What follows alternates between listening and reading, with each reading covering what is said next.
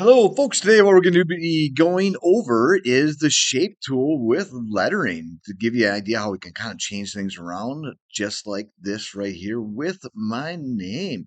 So, what I'm going to do is I'm going to come down here and I'm going to grab the little A tool here, and I'm just going to type in what's this? Type in my name here. And it doesn't really matter how big. So we're just going to take this and we're going to take this and make it a little bit bigger. And then what I'm going to do is I'm going to come in here. Let's just change, double click on this and select all that. I'm just going to go in here. We'll put it there. Boom. All right. So we got my name there, a different size.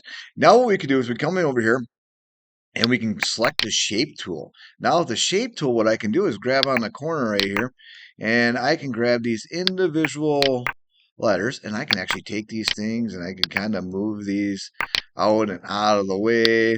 I can kind of move them where I want. And then I come in here over here on the left side and I go and change the color of those as changing